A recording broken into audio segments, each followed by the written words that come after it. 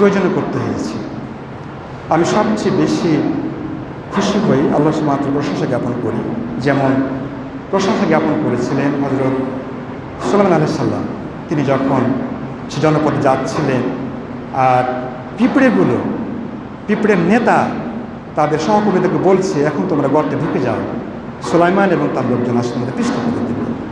তো তিনি যখন ভাষাটা বুঝতে পারলেন, তো তিনি আল্লাহর প্রশংসা জ্ঞাপন করলেন এই জন্য যে আল্লাহ তাকে সে ক্ষমতাবান করেছেন সে পিঁপড়ে ভাষা বোঝার জন্য।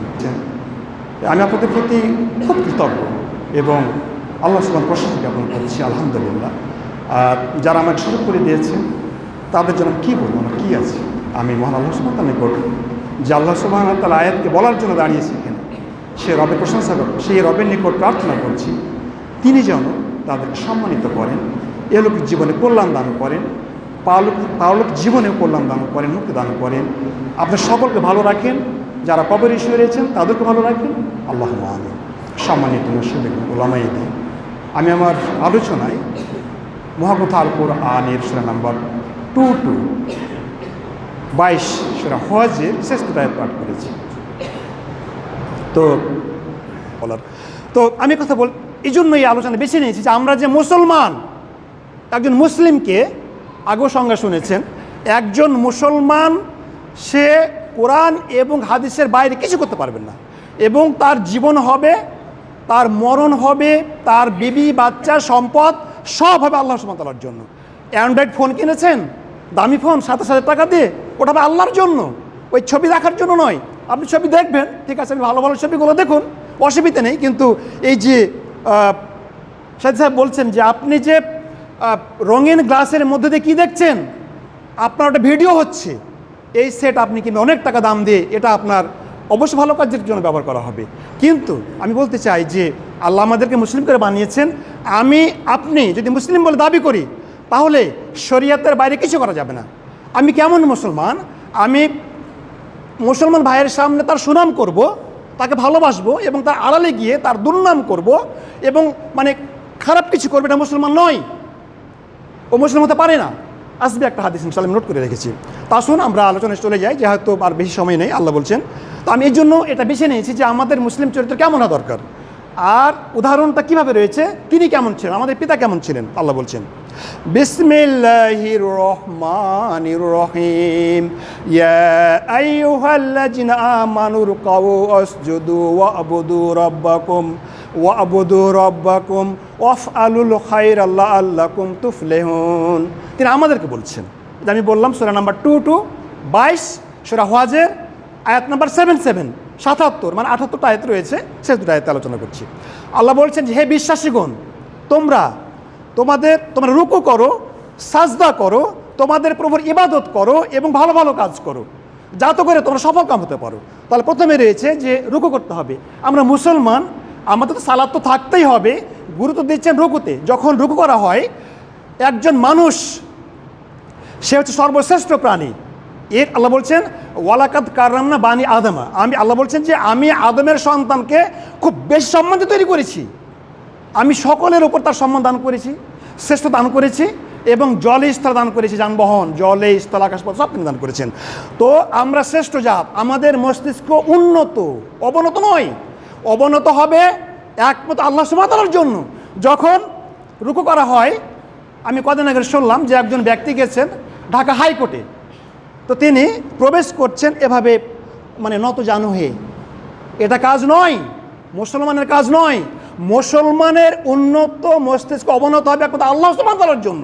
তিনি বলছেন তিনি আমাদের রব, তিনি বলছেন তোমাদের রবের, আমার রবকে যিনি আমাকে তৈরি করেছেন, আমি পৃথিবীতে আসার আগেই যিনি আমার রিজিকের ব্যবস্থা করেছেন তিনি আমার রব, আর ওই রবের ইবাদত আমাদের করতে হবে। তাই তিনি বলছেন যে হে মুমিনগণ, যারা ঈমান এনেছো, তোমরা রুকু করো, সিজদা করো।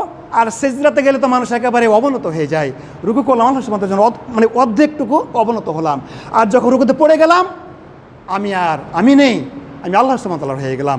তাহলে রুকু, সিজদা, ভালো ভালো কাজ, আমার সালাত, এগুলো হবে আল্লাহ সুবহানাহু ওয়া তাআলার জন্য। তাই তিনি বলছেন রুকু করো, সাজদা করো, তোমাদের প্রভু ইবাদত করো। আর ইবাদত মানে দাসত্ব করা, সার্ভেন্ট। আমি বলেছিলাম একদিন যে আগে বলা হতো, আগে লেখা হতো দরখাস্তে ইওর মোস্ট ওবিডিয়েন্ট সার্ভেন্ট, আপনার একান্ত অনুগত গোলাম।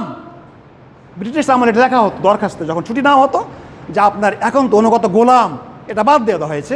এখন বলা হয় যে ইউর মোস্ট ওবিডিয়েন্ট উমুক, এই কথা শুধু বললে হয় যে আপনার একান্ত অনুগত, তারপর আমরা নাম লিখি। আমরা যারা দরখাস্ত করি ছুটির জন্য, মানে সিএলের জন্য, ক্যাজুয়াল লিভ বলুন বা আনলিভ বলুন, অর্জিত ছুটি বলুন, তখন আমাদের এটা লিখতে হয়। ওটা বাদ চলে গেছে যে মানুষ অন্য কারো গোলাম হতে পারে না, ও হবে একমাত্র গোলাম আল্লাহ সুবহানাহু ওয়া তাআলা, আর তিনি আমার রব, আমি তার গোলাম। আর আমি যখন ইবাদত করব, আমি দাস হয়ে গেলাম, আমি সার্ভেন্ট হয়ে গেলাম, আমি কি বলে যে তার চাকর হয়ে গেলাম। আল্লাহ বলছে যে তাই তুমি তোমার রবের জন্য রুকু করো, সেজদা করো, তোমাদের পুরো ইবাদত করো এবং ভালো ভালো কাজ করো। আচ্ছা, ভালো ভালো কাজ তো অনেক রয়েছে। মসজিদ তৈরি করলেন, বন্ধুর সাথে কথাবার্তা বলবেন, বন্ধুর সাথে কথাবার্তা বলবেন হাসি মুখে, আপনি ঋণ দেবেন, আপনি ভালো পরামর্শ দেবেন, সব আপনার ভালো কাজ এগুলো। আপনি পরিবারের জন্য খরচ করবেন, আর্নিং করবেন, উপার্জন করবেন, সব ভালো কাজ। রাসূল বলেছেন যে আপনি 3টে দিরহাম খরচ করবেন, 3টে দিরহাম। 1টি দিরহাম খরচ করবেন দাস মুক্ত করার জন্য, যে গোলামকে কিনে নেওয়া হতো তখন, সেই দাসকে মুক্ত করার জন্য আপনি 1 দিরহাম খরচ করবেন। আরেক দিরহাম খরচ করবেন জিহাদের জন্য, আল্লাহর পথে জিহাদের জন্য। আরেক দিরহাম খরচ করবেন আপনার পরিবারের জন্য। এই সর্বশ্রেষ্ঠ দিরহাম হচ্ছে, খরচ হচ্ছে বা আর্নিং হচ্ছে আপনার এই যে পরিবারের জন্য। তাহলে পরিবারের জন্য আপনি খরচ করবেন, এটা তো অবশ্য ভালো কাজ। আর যতগুলো ভালো কাজ রয়েছে সবগুলো হচ্ছে সৎ আমল। তাই তিনি বললেন যে তাহলে তোমার সফল কাম হতে পারবে। আসুন তারপরে চলে যাই।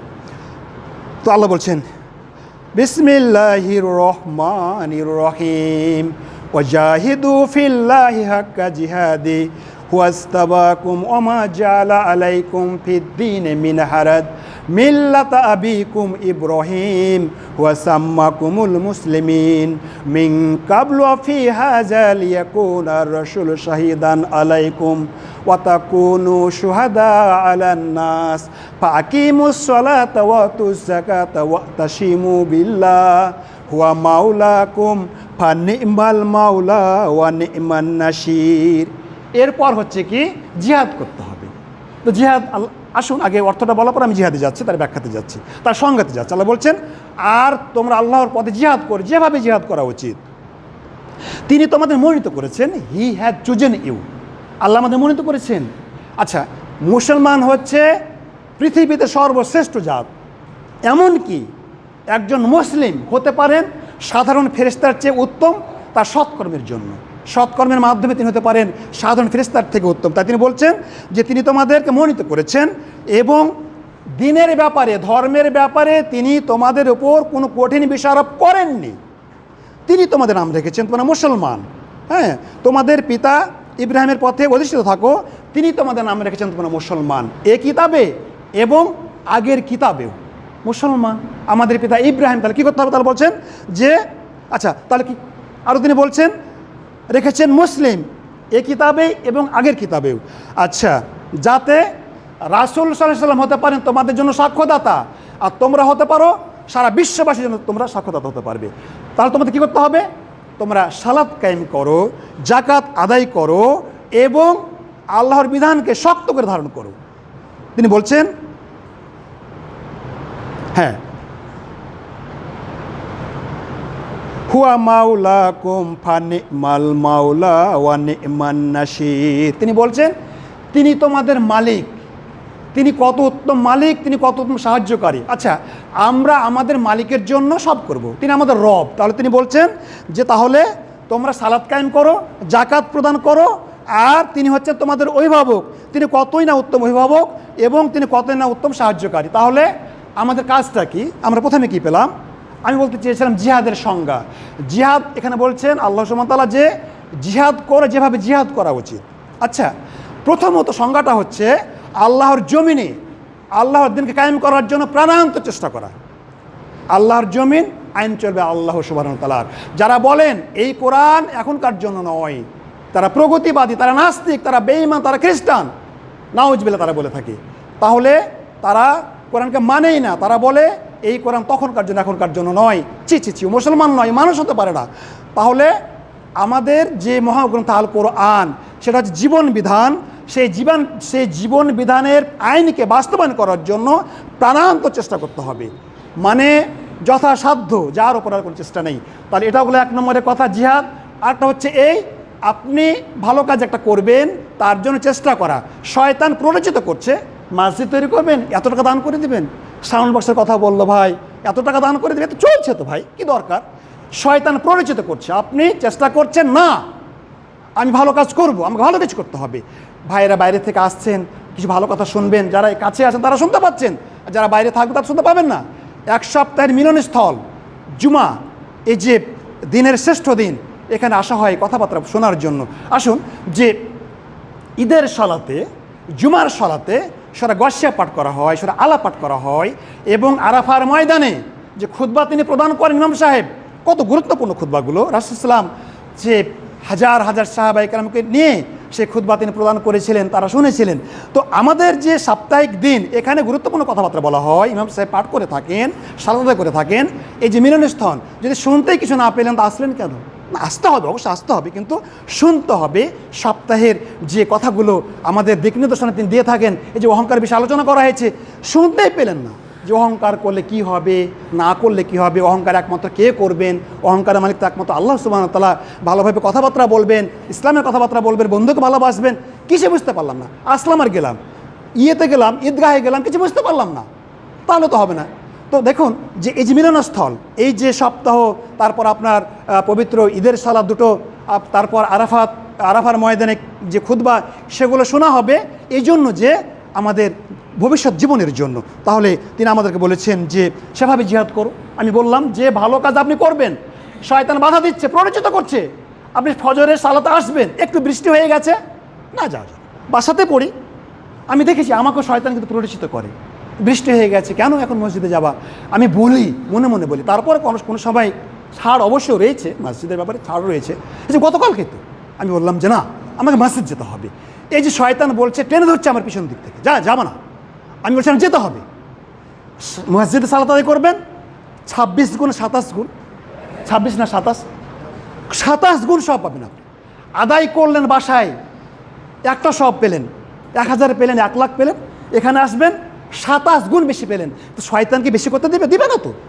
এই যে আপনি চেষ্টা করছেন, এটা এক প্রকার জিহাদ। আরেকটা জিহাদ হচ্ছে এই যে আমার মন থেকে, আমার মধ্য থেকে খারাপ কিছু রয়েছে, আমি বুঝতে পারছি, এটা আমি দূর করব। হয়তো গীবতের অভ্যাস রয়েছে, চুগলখড়ির অভ্যাস রয়েছে, হারাম খাওয়ার অভ্যাস রয়েছে, এই যে অশ্লীল ছবি দেখার অভ্যাস রয়েছে, আমি চেষ্টা করলাম আমি এটা করবো না, এটা এক প্রকার জিহাদ। তাহলে আমরা জিহাদে 3টা সংজ্ঞা পেলাম। আসল কথা হচ্ছে আল্লাহ সুবহানাহু ওয়া তাআলার জমিনে আল্লাহর দিনকে কায়েম করতে হবে। কেন মাদ্রাসা করেছেন? নতুন মাদ্রাসা করলেন, হাফিজি মাদ্রাসা করেছেন, এই যে আমাদের কলমডাঙ্গা, কদমডাঙ্গা, আলাদিপুর, এগুলো কেন? এ দুনিয়া তো রিজিকের, যারা নাস্তিক তাদের তো রিজিকের অভাব নেই, তারা ঠিকই মতো উন্নত জীবনযাপন করছে, কিন্তু এই তুচ্ছ জীবনের জন্য নয় আমাদের জীবন। আমাদের জীবনের আসল সফলতা হচ্ছে ওই যে আসল সফলতা পরলোক জীবনের জন্য। আপনি বলছেন যে সফল কাম হতে পারবা, সফল কাম সেই ব্যক্তি যিনি তার জন্য পারলোক জীবনের জন্য, সফলতার জন্য কাজ করে যাচ্ছেন এবং আশা করা যায় তিনি সফলকাম হবেন। আসল সফলকামিতা সেটাই। তাহলে তিনি বললেন যে তিনি তোমাদের মনোনীত করেছেন। আচ্ছা, মনোনীতটা কি? এই যে দুনিয়ায় মহাগ্রন্থ আল কোরআন রয়েছে, আর কি কিতাব আসবে? আর তো কিতাব আসবে না। এই কিতাব সারা বিশ্ববাসীর জন্য, এই কিতাব আলোকে জীবনযাপন করতে হবে। আমরা মনোনীত মুসলমান দাওয়াত দেবেন, ওলামায়ে দ্বীনকে যে সম্মানটা দেন। আমি যে আলোচনা করার জন্য এখানে আসি, কোথাও যাই, কম চেষ্টা করতে হয়। তো যিনি আলোচনা করেন, আমার মনে হয় যে তারা যে শ্রমটা দিয়ে থাকেন, তাদের পারিশ্রমিক আল্লাহ সুবহানাহু ওয়া তাআলার নিকটে অল্প পারিশ্রমিক, কতদিন হাজার হাজার টাকা দেন, এই পারিশ্রমিক যতটুকু পরিশ্রম করেন, হাদিসের মানে কে বলেছেন, কোন গ্রন্থে রয়েছে, কত নম্বরের হাদিস, তাকে পড়তে হয়, জানতে হয়, তাকে যে সম্মানী দেওয়া হয়, তারপরে একদিন একটু দেরি হলে কত কথাবার্তা শুনতে হয়। কিন্তু না, তারা কেন করে থাকেন? ওই পারলৌকিক জীবনের জন্য। তো তিনি আমাদের মনোনীত করেছেন, আমাদের ভালো ভালো কথাবার্তা বলতে হবে, ভালো কাজ করতে হবে। এবং তিনি বলছেন দিনের ব্যাপারে, ধর্মের ব্যাপারে তিনি তোমাদের ওপর কোনো কঠিন বেশি চাপিয়ে দেননি, কঠিনতা আরোপ করেননি। আর এটা তোমাদের পিতা ইব্রাহিমের দিন। তিনি বলছেন যে তোমরা তোমাদের পিতা ইব্রাহিমের পথে অধিষ্ঠিত থাকো, তিনি তোমাদের নাম রেখেছেন তোমরা মুসলমান। এই কিতাবে এবং আগের কিতাবে আমি দেখলাম যে এখানে ইংলিশ ভার্সনটা দেখলাম যে হি বলা হয়েছে, বড় হাতে রেস দেওয়া হয়েছে আল্লাহ সুবহানাহু ওয়া তাআলা বুঝাতে গিয়ে যে আল্লাহ আমাদের নাম রেখেছেন, আমরা মুসলমান। এই কিতাবে মুসলমান বলা হয়েছে। আগের যে কিতাব ছিল তওরাত, জবুর, ইনজিল, এগুলো কিতাবে আমাদের নাম রাখা হয়েছে মুসলমান। আর উদাহরণটা দেখুন, আমাদের পিতা ইব্রাহিম আলাইহিস সালাম তিনি কুরবানি করেছিলেন তার সন্তানকে। কেন করেছিলেন? ওই আল্লাহ সুবহানাহু ওয়া তাআলার জন্যই। তো তার মনে যে ছিল, মানে উইলটা ছিল, ইচ্ছাটা ছিল যে তিনি যে কুরবানি করতে চাইলেন, আল্লাহ তাকে স্বপ্নে দেখিয়েছিলেন এই কুরবানি আল্লাহ সুবহানাহু ওয়া তাআলার জন্য। লাইক ফাদার লাইক সান, যেমন বাবা তেমন সন্তান, উভয় আনুগত্যের মাথাকে নুয়ে দিয়েছিলেন। বাবা সন্তানকে মানে কুরবানি করতে চেয়েছিলেন, আর তারা পাস করে গিয়েছিলেন। আল্লাহ রেখে দিলেন কিয়ামত পর্যন্ত, এক মহান কুরবানি ছাড়িয়ে নিলেন। তো তিনি বলছেন যে সেই পিতা তোমাদের, ওইরকম তোমাদের আদর্শ হতে হবে। আগুনকে বরণ করে নিয়েছিলেন, তিনি জানতেন না যে আমার জন্য এসি হয়ে যাবে আগুন। আল্লাহ বললেন কুল না ইয়া না আর কুনি বারদা ওয়া সালামান আলা ইব্রাহিম, হে আগুন তুমি আমার ইব্রাহিমের জন্য এসি হয়ে যাও। তিনি কি জানতেন আগুন এসি হয়ে যাবে? তিনি কি জানতেন আমার সন্তান জবে হবেন, আল্লাহ দুমা পাঠিয়ে দেবেন? জানতেন না। তেমনই আমাদের সকল কাজ এমন হতে হবে যে আল্লাহ সন্তুষ্টির জন্য, কোনো দুনিয়ার স্বার্থের জন্য নয়। গতকালকে আমাদের মাদ্রাসা মিটিং ছিল, মাগরিবের সালাতের পর এক ভাই বলছেন, খুব ভালো লাগলো, উনি বলছেন যে দেখুন নিঃস্বার্থভাবে আমাদের কমিটির সদস্য হতে হবে, স্বার্থ নিয়ে নয়, রাজনীতি করা নিয়ে নয়। আমরা এখানে আসি, কষ্ট করে শ্রম দিই, সময় দিই। একজন ভ্যান চালক 500 টাকা ইনকাম করেন, আমরা যে সময়টা দিই, কমিটির লোকজন যে সময়টা এখানে দেন, এই দুনিয়ার স্বার্থের জন্য নয়। আমাদের হতে হবে এই সময়টা আল্লাহ সুবহানাহু ওয়া তাআলার জন্য, রাজনীতি করার জন্য। ভালো লাগলো যে না, মাদ্রাসা করবেন নিঃস্বার্থভাবে, আল্লাহকে ভালোবেসে, ওলামা ইনকে ভালোবাসবেন, আল্লাহকে সন্তুষ্ট করার জন্য। আসুন তাহলে একটা হাদিসে চলে যাই। হাদিস নাম্বার আপনার 6019, বুখারী শরীফ, আমি লিখে রেখেছি, তাওহীদ প্রকাশনী। এটা বলছেন আবু সুরাই রাদিয়াল্লাহু আনহু, তিনি বলছেন যে রাসূল সাল্লাল্লাহু আলাইহি ওয়াসাল্লাম যখন আসতে বলছিলেন, তখন আমার 2 কান শুনেছে, আমার 2 চোখ দেখেছে। রাসূল বলছেন যে ব্যক্তি আল্লাহ এবং পরকালে বিশ্বাস করেন তিনি যেন প্রতিবেশীর সাথে ভালো আচরণ করেন, প্রতিবেশীর সাথে ভালো ব্যবহার করতে হবে। তারপর তিনি বলছেন যে ব্যক্তি আল্লাহ এবং পরকালকে বিশ্বাস করেন তিনি যেন মেহমানদারি করেন, মেহমানের সাথে ভালো ব্যবহার করেন। তিনি শেষে যে কথা বলছেন সবচেয়ে বেশি গুরুত্বপূর্ণ, তিনি বলছেন যে ব্যক্তি আল্লাহ এবং পরকালে বিশ্বাস করেন তিনি যেন ভালো কথাবার্তা বলেন, না হয় চুপ থাকেন। তাহলে আমাদের ভালো কথা বলতে হবে, না হয় চুপ থাকতে হবে। এমন কথাবার্তা মানুষ বলে থাকেন যে গীবত করা হয়, দুর্নাম করা হয়, চুগলখড়ি করা হয়, এগুলো মুসলমানের কাজ নয়। মুসলমানের কাজ হচ্ছে মানুষের কল্যাণ কামনা করা। একজন মুসলমান আর এক মুসলমানের আয়না স্বরূপ। রাসূল বলেছেন সেই মুমিন হতে পারে না যে তার জন্য যেটা ভালো অন্য ব্যক্তির জন্য সেটা ভালো, তাকে মেনে নিতে হবে। আর অন্য ভাইয়ের জন্য সেটা ভালো নয়, তার জন্য কি ভালো হতে পারে যে আমি আমার স্বার্থের জন্য তাকে ভালো মনে করে নেব, কিন্তু ওটা আমার ভাইয়ের জন্য ভালো নয়, সে মুসলমান হতে পারে না। আমাকে করতে হবে এমন, আমার জন্য যেটা পছন্দনীয় অন্য ভাইয়ের জন্য সে পছন্দনীয় হতে হবে।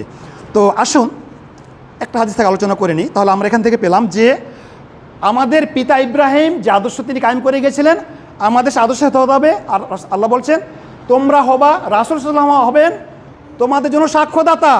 তোমরা কেমন তিনি সাক্ষ্য প্রদান করবেন, আর তোমরা সাক্ষ্য প্রদান করবা বিশ্ববাসীর জন্য। কি দায়িত্ব পালন করেছো, তারা মেনেছে কি মানেনি, এটা তোমাদের করতে হবে, সাক্ষ্য তোমাদের দিতে হবে। তাহলে তোমাদের কী করতে হবে? সালাত কায়েম করো, সালাত যাকাত প্রদান করো, আর আল্লাহর সুন্নাতের বিধানকে শক্ত করে ধারণ করো। তিনি তোমাদের অভিভাবক। আল্লাহ বলছেন যে তিনি কত উত্তম অভিভাবক, তিনি কত উত্তম সাহায্যকারী। তাহলে আমাদের অভিভাবক আল্লাহ সুবহানাহু ওয়া তাআলা, আর আমাদের তিনি সাহায্যকারী। আমরা জিহাদ করব তাকে পছন্দ করে, তাকে ভালোবেসে, আমরা জানবো তিনি আমাদের সাহায্যকারী।